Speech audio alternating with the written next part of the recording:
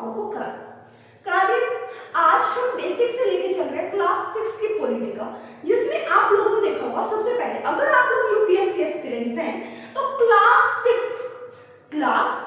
का सिलेबस आप लोग को पता होना चाहिए, कितने चैप्टर्स आपकी पॉलिटी में।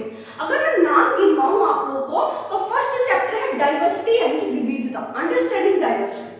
उसके बाद सेकंड चैप्टर आता है diversity and discrimination, and third जो चैप्टर आता है व्हाट इज गवर्नमेंट, गवर्नमेंट के बारे में। उसके बाद फोर्थ चैप्टर आता है रूरल गवर्नमेंट के बारे में। फिफ्थ चैप्टर आता है अर्बन गवर्नमेंट के बारे में। उसके बाद सिक्स्थ चैप्टर आता है रूरल लाइवलीहुड के बारे में, और सेवंथ आता है अर्बन लाइवलीहुड के बारे में। और एक जो छोटा सा टॉपिक रहता है, चैप्टर भी है वो की एलिमेंट्स ऑफ डेमोक्रेटिक कंट्री, कि डेमोक्रेटिक कंट्री के कुछ की एलिमेंट्स कौन कौन से। लेकिन आज हम लोग पीवाईक्यूज के बेस पर इन क्वेश्चन को करने वाले हैं, तो बिल्कुल पेशेंस के साथ बैठना है। तो सबसे पहले मैं आपको क्वेश्चन ही दिखाती हूं, कौन सा बाद में समझाऊंगी, क्वेश्चन दिखा देती हूं आप लोगों को, ताकि आपको ये ना लगे कि मैं झूठ बोल रही हूं। ओके, तो हाँ जी देखिए, मैराथन पार्ट में हम लोग डाइवर्सिटी एंड गवर्नमेंट के जो एग्जैक्टली पीवाईक्यूज पूछे गए हैं, एग्जैक्टली पीवाईक्यूज यूपीएससी में पूछे गए हैं, वो मैं आप लोग को बताने वाला हूं। ठीक है, तो प्रीलिम्स 2017 का क्वेश्चन है, वो क्या है, which of the following are regarded as the main feature of the rule of law. क्या पूछ रहा है वो, एक मेन फीचर आपको बताना है जो कि rule of law.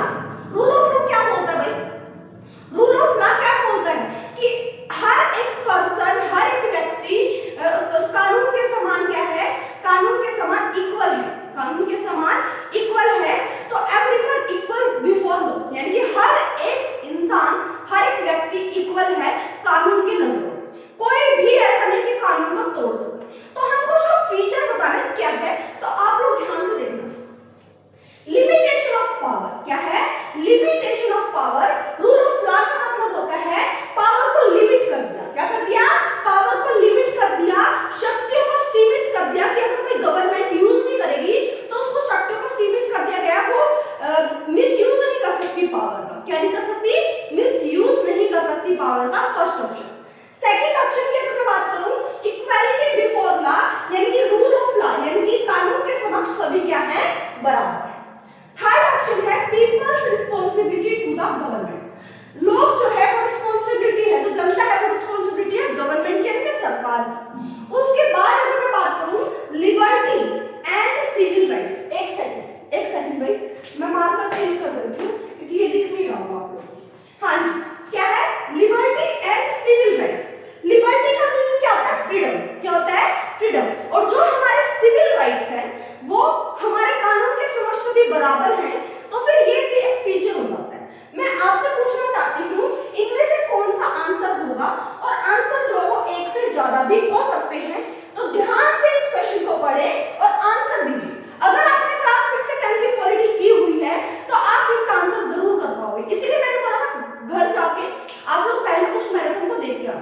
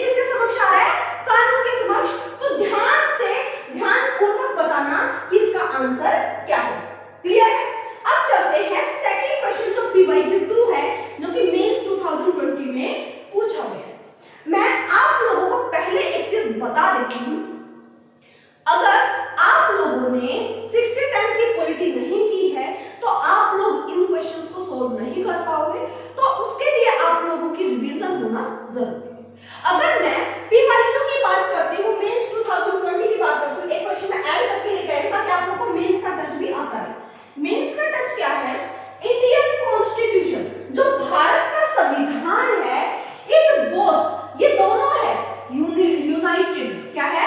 United. United भी है, संवाद, संघ भी है, as well as federal, federal भी है।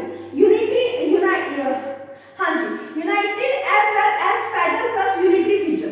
इसमें फेडरल फीचर भी है और यूनिटरी फीचर भी है। अगर किसी देश में यूनिटरी फीचर भी है, फेडरल फीचर भी है, तो आप लोग मुझे बताइए कि उस फीचर को हम लोग क्या बोलेंगे, उस चीज को हम लोग क्या बोलेंगे? अगर मैं आप लोग को छोटा सा हिंट दूं तो इसको हम लोग बोलते हैं क्वासी फेडरेशन। क्या बोलते हैं? क्वासी फेडरेशन, जिसमें हमारे पास दोनों ही है। अगर मैं फेडरल की बात करूं तो हमारे पास पावर ऑफ डिवीजन है, हमारे देश में पावर, शक्तियों का बंटवारा हुआ है, सेंट्रल में हुआ है, स्टेट में हुआ है, लोकल गवर्नमेंट में हुआ है। अगर मैं हॉरिजॉन्टली बात करूं तो लेजिस्लेटिव, एग्जीक्यूटिव, जुडिशियल। क्लियर है? सेंटर स्टेट अपना अपना मामला खुद सुलझा सकते हैं, ये भी आपको मान सकते हो। लेकिन अगर मैं यूनिटरी की बात करूं, अगर मैं यूनिटरी की बात करूं जहां पर एक ही सरकार होती है, वहां पर मेन फैसले कौन लेता भाई? सेंट्रल गवर्नमेंट जो सबसे ऊपर है, सबसे ऊपर है। हमारे यहाँ अगर कोई ऐसी इमरजेंसी आ जाए, इमरजेंसी के दौरान कुछ प्रोविजंस लागू किए गए हैं जिसमें सेंट्रल गवर्नमेंट जल्दी से जल्दी फैसला ले सकती है, जल्दी से जल्दी फैसला ले सकती है, और वो कुछ रीजंस, कुछ इमरजेंसी में स्टेट गवर्नमेंट को मानने पड़ेंगे। तो ये क्या है? क्वासी फेडरलिज्म है, जो हमारे हमने देखा अभी यूनिटी और फेडरल फीचर को हम लोग इकट्ठा क्या बोल देते हैं? Quasi federation. क्या बोल देते हैं? क्वासी फेडरेशन, जो आप लोगों को याद रखना है। क्लियर है? तो ये क्वेश्चन आप लोगों को बिल्कुल 250 वर्ड्स में करना है भाई। किसमें करना है? 250 वर्ड्स में करना है, इससे कम नहीं करना है। और अच्छे से मैंने कल आपको बताया था मेंस के क्वेश्चंस को कैसे टैकल करना होता है, कैसे संरचना करनी होती है, कैसे बॉडी बनानी होती है उसकी, ये बात आप लोग को याद रखना है। इंट्रो दो, बॉडी बनाओ, उसके बाद आप लोग क्या लिख सकते हो? फ्लो चार्ट का इस्तेमाल कर सकते हो। उसके बाद करंट, ये कॉन्स्टिट्यूशनल बेसिस, आर्टिकल्स के बारे में बता सकते हो, करंट अफेयर्स को लिंक कर सकते हो, ठीक है? उसके बाद एक स्ट्रॉन्ग कंक्लूजन भी आप लोगों को देना है। तो 250 वर्ड्स में ये बात आप लोगों को करनी ही करनी है, मेंस का क्वेश्चन ध्यान रखना। ओके, अब आता है PYQ 3, जो कि प्रीलिम्स 2020 में पूछा गया है। Which of the following, वो कौन सा फैक्टर है? Which of the following factor constitute the best safeguard, जो हमें बचा कर रखता है, बेस्ट सेफगार्ड है, सुरक्षा कवच है, of liberty in a liberal democracy. हमारा जो देश है वो एक डेमोक्रेटिक कंट्री है, लोकतांत्रिक देश है, जिसमें लोग जो है वो आजाद हैं, जो जनता है वो आजाद है। ठीक है? इसमें बताना है कि कौन सा फीचर जो है, कौन सा फैक्टर है जो बेस्ट सेफगार्ड बनाया जाता है। अब कमिटेड जुडिशरी, क्या जुडिशरी जो है वो बेस्ट सेफगार्ड है हमारे लिए? सेकंड है सेंट्रलाइजेशन ऑफ पावर। सेकंड क्या है? Centralisation of power. थर्ड है हमारे पास इलेक्टेड गवर्नमेंट, और फोर्थ है हमारे पास सेपरेशन ऑफ पावर। इसका आंसर आप लोग कमेंट सेक्शन में दीजिए बेटा। प्रीलिम्स का 2020 का क्वेश्चन है, PYQ है, मोस्ट इंपोर्टेंट है, तो इसका आंसर आप लोग कमेंट सेक्शन में दीजिए क्या होगा। ठीक है? हम लोग चल रहे हैं नेक्स्ट क्वेश्चन। नेक्स्ट क्वेश्चन क्या है? PYQ 4, जो कि प्रीलिम्स 2018 में पूछा गया है, वो क्या है? Consider the following statement. आप लोगों को स्टेटमेंट देखनी है और बताना है कि कौन सी स्टेटमेंट ठीक है, करेक्ट है। द पार्लियामेंट, संसद जो है भारत की जो संसद है, can place a particular law, वो एक पर्टिकुलर लॉ बना सकती है जो कि उसका वर्णन किया गया है 9th शेड्यूल ऑफ कॉन्स्टिट्यूशन में। ठीक है? 9वीं अनुसूची में, संविधान की 9वीं अनुसूची में पार्लियामेंट, संसद को यह अधिकार है कि वो लॉ बना सकती है, कानून बना सकती है। सेकंड है the validity of a law, जो लॉ की वैलिडिटी है, जो कानून बनाया गया है, वो 9th शेड्यूल के अकॉर्डिंग कोई भी कोर्ट उसको एग्जामिन नहीं कर सकती है, कोई भी कोर्ट जो है उस पर फैसला नहीं सुना सकती है। बिल्कुल गलत है। क्या आप लोगों ने जुडिशियल रिव्यू के बारे में पढ़ा है? मैंने आपको जुडिशियल रिव्यू के बारे में बताया था, जो क्या बोलता है, न्यायिक समीक्षा हम लोग उसको हिंदी में बोलते हैं।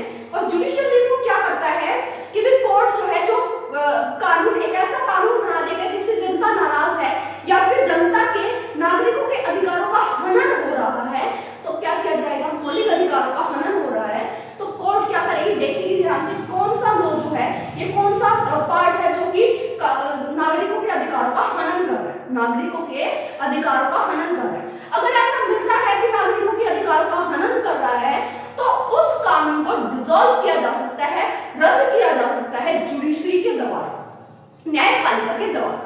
क्या इतनी बात क्लियर हुई?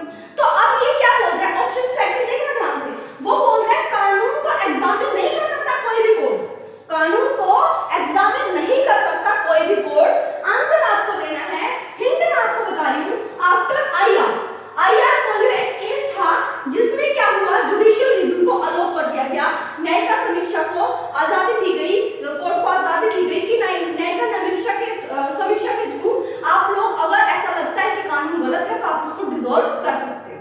क्लियर हुआ? अब आपको बताना है कि इनमें से कौन सी स्टेटमेंट गलत है, कौन सी स्टेटमेंट गलत है, रॉन्ग है, ये बात आप लोगों को बतानी है। क्लियर है इस चीज को? ठीक है, क्वेश्चन समझ आया? अब हम चलते हैं लास्ट पीवाईक्यू पे और हमारे लास्ट पार्ट पे लेक्चर के। ध्यान से सुनना, क्वेश्चन बड़े कमाल है।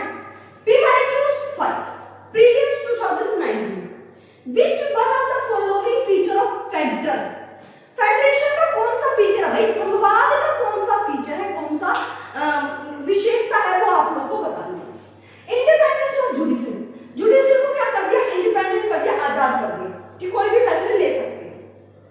सेकंड है डिस्ट्रीब्यूशन ऑफ पावर, पावर का वितरण कर देना, शक्तियों का बंटवारा कर देना, बहुत सारे लेवल से, बहुत सारे अंगों में, तो उसको हम लोग बोल देंगे फेडरल। या फिर फंडामेंटल राइट्स को हम लोग फीचर बोलते हैं फेडरल का, या फिर ऑल ऑफ दीज।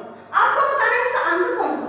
मेन मैं आप लोगों को बता चुकी हूँ, फेडरलिज्म का सिंपल मीनिंग है कि उसका क्या होगा भाई, मेन पार्ट है कि डिवीजन डिस्ट्रीब्यूशन ऑफ पावर, यानी कि पावर, शक्तियों का वितरण ही क्या कहलाता है, शक्तियों का वितरण, शक्तियों का वितरण ही कहलाता है फेडरेशन यानी कि संघवाद। क्या कहलाता है, फेडरेशन यानी कि संघवाद।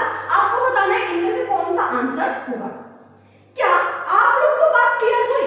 मैंने बोला तो क्लास 6 की पॉलिटिकल डाइवर्सिटी एंड गवर्नमेंट के बारे में, गवर्नमेंट यही तो है, गवर्नमेंट फेडरल नहीं आता है, आता है जुडिशरी में नहीं आता है।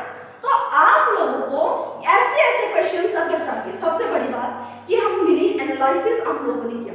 अगर आप लोग सिंपली एनसीईआरटी रीडिंग्स करते हैं तो आप लोग कनेक्ट नहीं कर पाओगे कि यूपीएससी कैसे लैंग्वेजेस पूछती है। यूपीएससी मेमोराइजेशन अच्छी बात है, लेकिन वो कॉन्सेप्चुअल क्वेश्चंस पूछता है।